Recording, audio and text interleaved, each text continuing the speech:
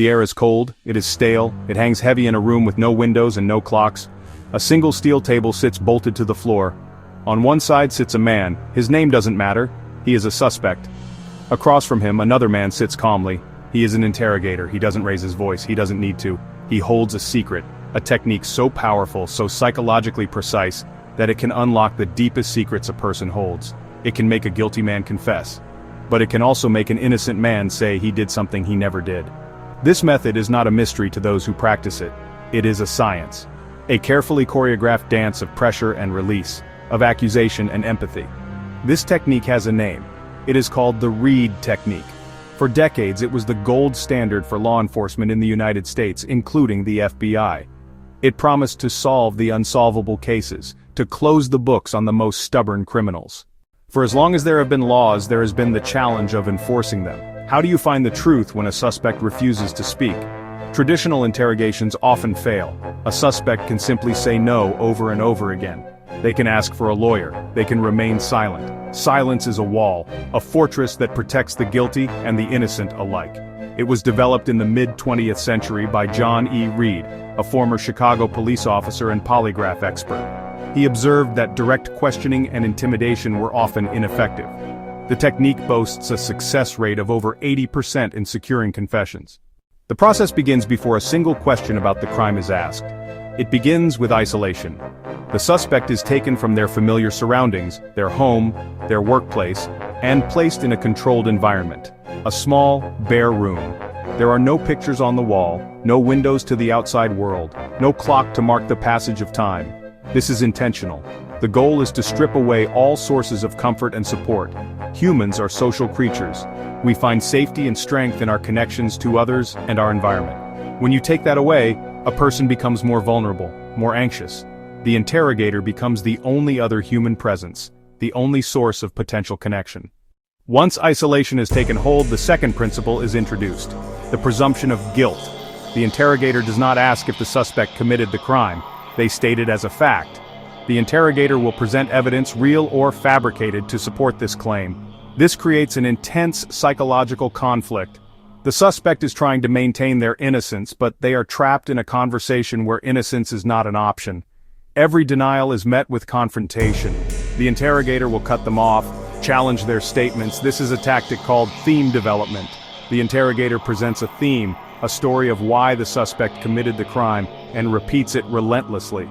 The suspect's denials become weaker and weaker against this constant, confident barrage of accusation. Consider a famous case like that of the Central Park Five. When the suspect is exhausted, stressed, and feeling hopeless, the interrogator pivots to the third and final principle: minimization. The tone changes dramatically. The confrontational accuser becomes a sympathetic confidant. The interrogator begins to downplay the moral and legal consequences of the crime. They offer face-saving excuses. The interrogator might offer two choices. One paints the suspect as a horrible, premeditated criminal. The other paints them as someone who made a mistake. By choosing the better option, the suspect makes their first admission. The dam has broken. We see this in our own lives. A parent might say to a child, "Did you break the vase because you were being bad and trying to make me angry, or was it just an accident while you were playing?" The child, wanting to avoid being seen as bad, will quickly confess to the accident. In a relationship, one partner might say, "I know you've been stressed at work. Is that why you've been so distant?" The principles of the Reed technique are tools of persuasion. While its roots are in criminal justice, its branches reach into many other aspects of modern life. In the world of business, these tactics can be powerful, if ethically questionable. A skilled negotiator might isolate their counterpart. Then comes the presumption of guilt, reframed as a presumption of a problem. A salesperson might say, "Your current system is clearly inefficient and costing you money." This isn't presented as a question, but as an established fact. The client is put on the defensive, forced to justify their existing choices against a wave of confident assertions. Finally, minimization appears as the perfect solution. It's not about overhauling your entire company, it's just a small, smart adjustment. Even in our most personal relationships, these patterns emerge. In parenting, a father might use isolation by taking a child aside for a serious talk. He might presume guilt by saying, "I know you're the one who left the mess in the kitchen." Then, he might minimize, "I'm not mad that you made a mess. I'm just disappointed you didn't clean it up." just tell me the truth, so we can move on. Why is the read technique so effective? The answer lies not in magic, but in brain science. The entire process is a calculated assault on the brain's executive functions. It all starts with stress.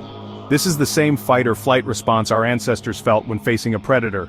When the brain is under chronic stress, its priorities shift. The prefrontal cortex, our center for logical reasoning, begins to go offline. At the same time, the amygdala, the brain's emotional and fear center, becomes hyperactive. We stop thinking logically and start feeling emotionally. Our focus narrows to the immediate present. How do I make this terrible feeling stop right now? When the interrogator suddenly offers sympathy and an easy way out, it is like offering water to someone dying of thirst. The act of confessing promises a massive dopamine and serotonin release, the neurochemicals associated with relief, reward, and emotional connection. The urge to confess is not just a psychological surrender, it is a biological imperative to restore chemical balance in the brain. The very things that make the read technique so effective at securing confessions from the guilty also make it terrifyingly effective at producing them from the innocent. The human mind has a breaking point. Under enough stress, isolation, and manipulation, anyone can be made to confess to something they did not do. Studies have shown that certain individuals are particularly vulnerable. This includes young people whose brains are not yet fully developed. The case of Brendan Dassey, featured in the documentary Making a Murderer, is a chilling example. A teenager with a low IQ, he was subjected to the read technique.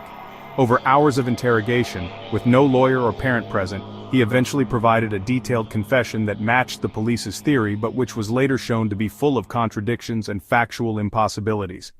This is the great ethical paradox of the technique. In the pursuit of truth, it creates a system where lies can be manufactured. A false confession is worse than no confession at all. It sends an innocent person to prison and allows the real perpetrator to remain free. The high success rate of the read technique is a deceptive number because it cannot distinguish between a true confession and a coerced one. The read technique pulls back the curtain on the mechanics of human persuasion. In the right hands, the principles of influence can be used for good. A leader can inspire a team to overcome a great challenge by creating a sense of urgency and then offering a clear, achievable path forward. However, the power to persuade is also the power to manipulate. The line between the two is often dangerously thin. Understanding these techniques is not just an academic exercise, it is a form of self-defense. By knowing how persuasion works, we can become more aware of it in our own lives. We can learn to recognize when our emotions are being manipulated, and when a choice being offered to us is not a real choice at all. The search for truth is a complex journey. There are no simple shortcuts. A technique that promises to make anyone confess is a siren song, luring us toward a dangerous shore where justice can be lost. Perhaps the greatest lesson from the room with no windows is that true understanding cannot be forced or coerced.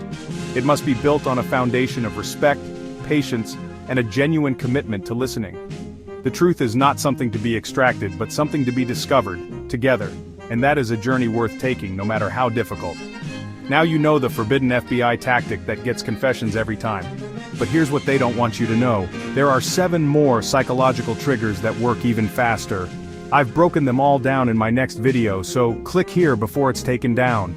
If this opened your eyes to the power of psychology, smash that subscribe button and ring the bell, because we're exposing government secrets and mind mastery hacks every single week. Drop a comment. Which FBI tactic shocked you the most? Let's discuss below.